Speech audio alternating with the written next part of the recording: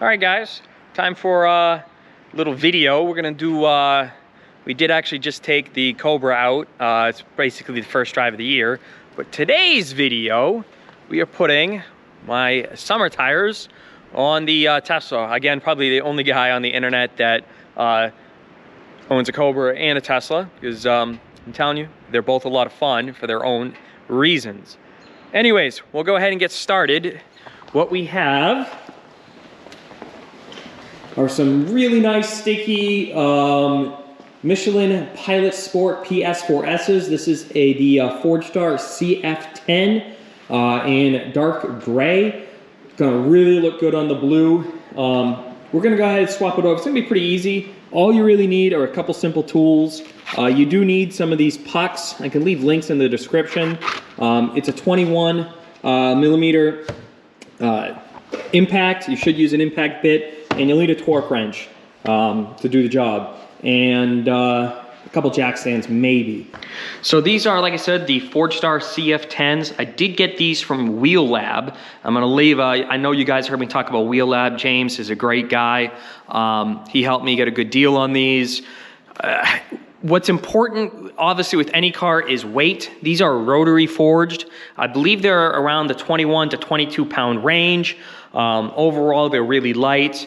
I am expecting to see some range drop on the car. This is just the tire lube. I haven't had time to clean it up, and my car is not clean anyway, so it didn't bother me. Obviously, these have more rolling resistance than the all-season tires. So you are gonna see some range reduction, but they are very light, 21, 22 pounds. All right, guys, so go ahead. These are the pucks. I've never used these, but you gotta, excuse my knowledge, excuse my language, you gotta feel underneath for the hole. There's the hole right here. Make sure your hole is clear like this, and then stick your puck in the hole. Oop, I can't find the hole.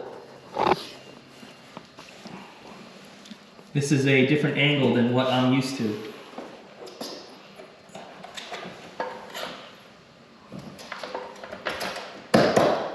Okay, so you find your hole, stick your puck in it.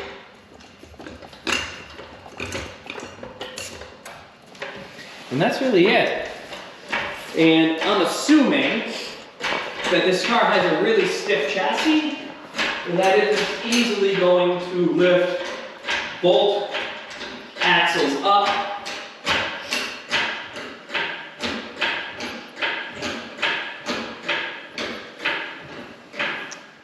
Yep. Looks good.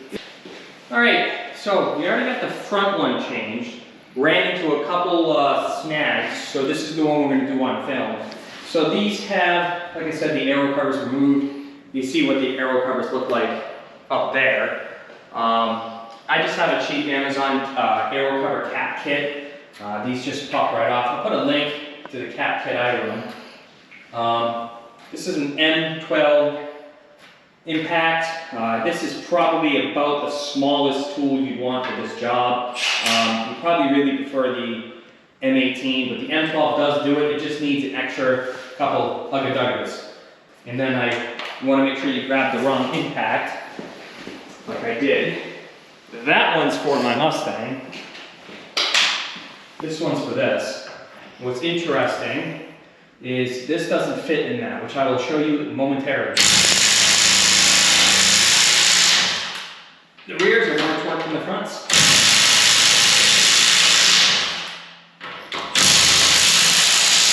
Things are on there. These are on here taut. So, go ahead and send these to the factory pieces. They come right off. Grab one of these Forgestars. Now, they do include a hub centering ring, but they do not fit or are not needed in this application. Now, the issue with these wheels is your impact socket does not too big for the hole. So you need to use a chrome socket, but these are not technically impact grade, so I'm not going to use that to zip them in. You just want to use just the extension.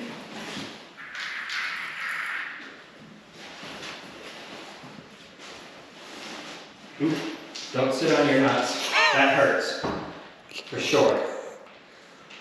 No matter which way you look at it. No matter which way you look at it, sitting on your nuts hurts.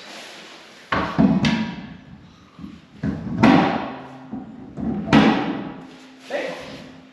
Then, like I said, the way this wheel is, they kind of are recessed in there, so it helps to have a little extension.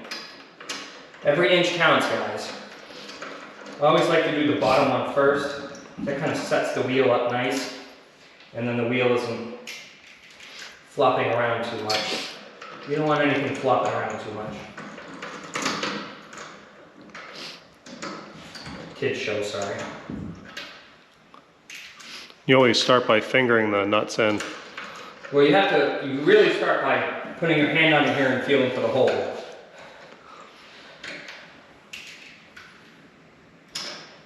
You want to know who's going to be upset about that? The people that are upset that Elon just bought Twitter. The same people that don't like that are not going to like my nut jokes. So I want to say I'm sorry. I'm not going to say I'm sorry. So, don't need to have these super tight because we're going to torque them when it's on the ground. Interestingly enough, the car is in park. The rear brakes lock up. The front brakes did not. The front was free spinning. The rears did lock up. So, that's really about it. We will drop the car down. I'm interested to see how they look. These are 19 by 9 square setup. I think they look pretty good. All right, guys, one of the last steps, you have to torque your wheels down, torque the lug nuts. Right from the factory, they are listing 129 foot-pounds. So this is just an Amazon, I'll put a link to you guys when I like this, since I think this was like 60 bucks. And you just want to go on a star pattern, and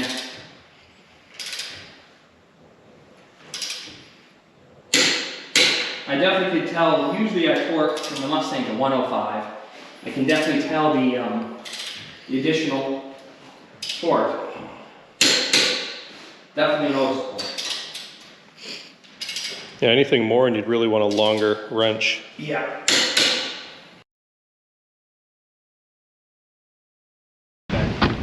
Oh, and it's raining. Let's get the Cobra inside.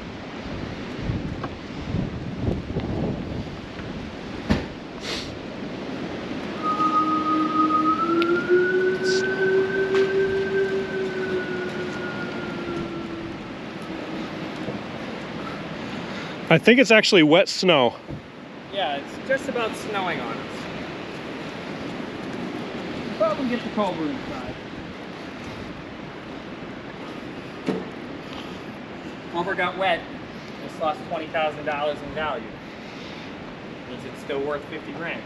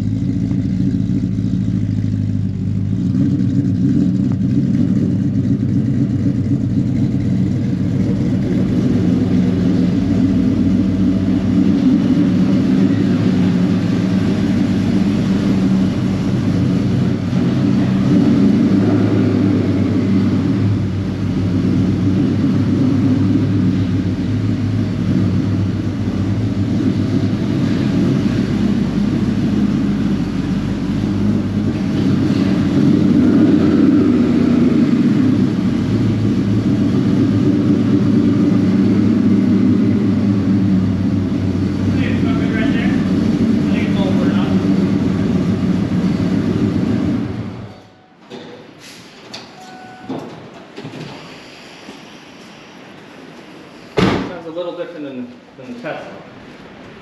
Of course, now the rain stops.